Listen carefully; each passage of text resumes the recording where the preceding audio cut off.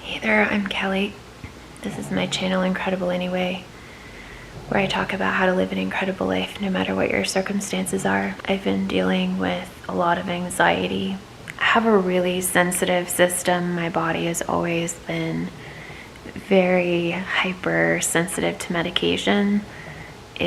It's almost like my body seems to react to medication in opposite ways than other people's bodies do. My body kind of hyperreacts to a lot of medication. For example, I've shared this in the past that I am not able to take any class of antidepressants because they make me have those ideations of wanting to take my life. You know, it's not me, it is the medication making that happen. So obviously that's not a good help for depression. You know, things like Benadryl, for example, which make a lot of people sleepy, I get agitated. The very first colonoscopy I ever had, they had not scheduled an anesthesiologist.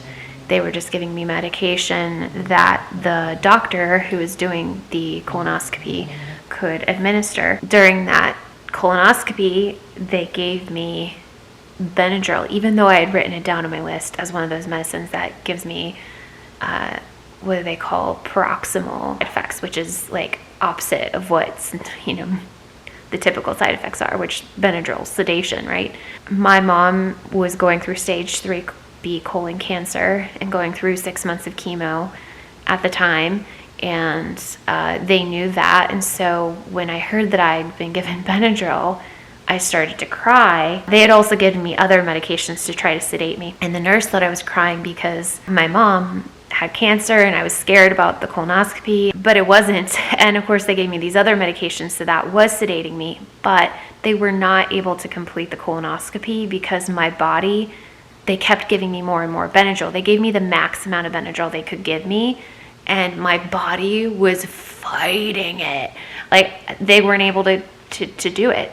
Literally, I had to go home, do a second prep, and come in the next day when there would be an anesthesiologist because they couldn't do the scope. Like, that's how bad my body was fighting. So when it comes to other classes of medications like the anti-anxiety medications, well, what people typically think of as anti-anxiety medications, but they're used for a lot of different things. The benzodiazepines, they can be prescribed for anxiety. They can be prescribed, like, for example, diazepam is a good muscle relaxer. They can be prescribed for vertigo. What's weird about that class of medication for me is that most people get sedated by those medicines.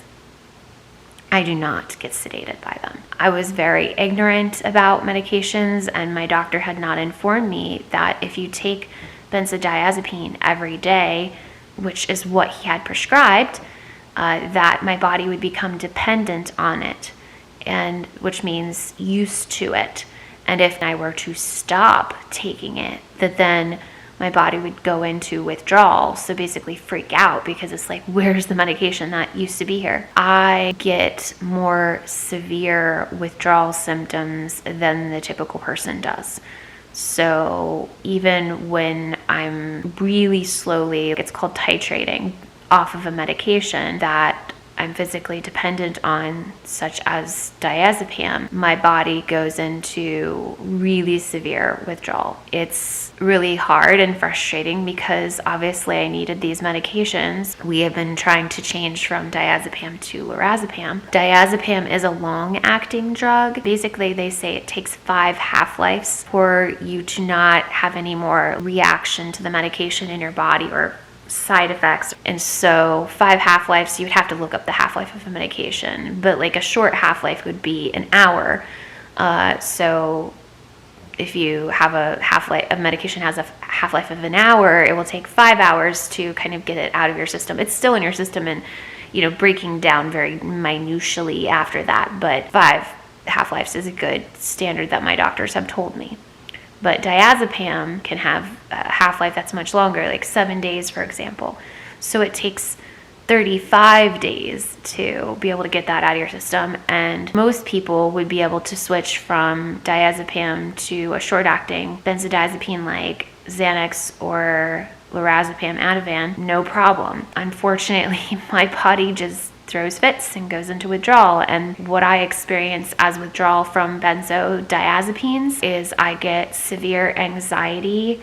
I also get a severe sense of hopelessness and very irrational thoughts of taking my own life. I recognize that it's irrational and I know not to act on it, but obviously it's a dangerous thing, and so we have to be and even though it's irrational, and I know it's irrational, I'm still having those thoughts and I'm still having massive anxiety. So it's a very hard thing, and it's been a very hard thing for me to switch from the diazepam to the lorazepam, and I'm being guided by my doctors. We're titrating down really slowly on the diazepam, but it's really hard because even though I have been doing this for a month now, it's so much better than it was initially. I'm not experiencing the irrational thoughts, but I'm experiencing extremely high levels of anxiety. For example, I had a lot of anxiety when I went to the post office in the Kroger video. That was because of my switching medications. Yeah, I would normally have some level of anxiety going those places, but if you watch the video, you hear me saying, gosh, I'm so nervous frequently, even after. If I have anxiety about a situation, going to the post office, for example, for me, it happens beforehand. Once I'm at the post office and once it's done, my anxiety would be better. Even after I had run those errands, you hear me saying, gosh, I still have so much anxiety.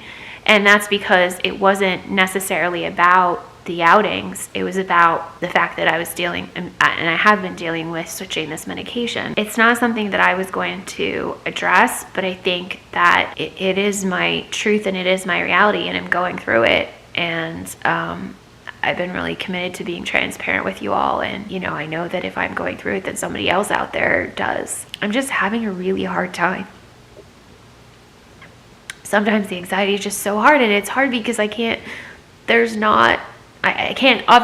take a medication to help it. This is something where I just have to endure until my body gets used to the adjustment. And actually, I'm still on the diazepam. I've only gone down on the dose. So I've got a really long journey ahead of me of dealing with the withdrawal from this medication. And I wish I had known when that first doctor started me on benzodiazepines daily. I wish he had educated me about what it means to be physically dependent. And there's a complete difference between physical dependence and addiction. There's absolutely addiction out there. I don't get the side effects that would make somebody want to keep taking it. I don't get any side effects from it. What I get is dealing with my body not responding well to not having it in it's my system anymore. I've been through some really extremely hellish withdrawals where I've actually had to be in the hospital because my body didn't like what my doctor decided to do. You are not alone in this world. You are not alone. You are not alone in this world. You are not alone.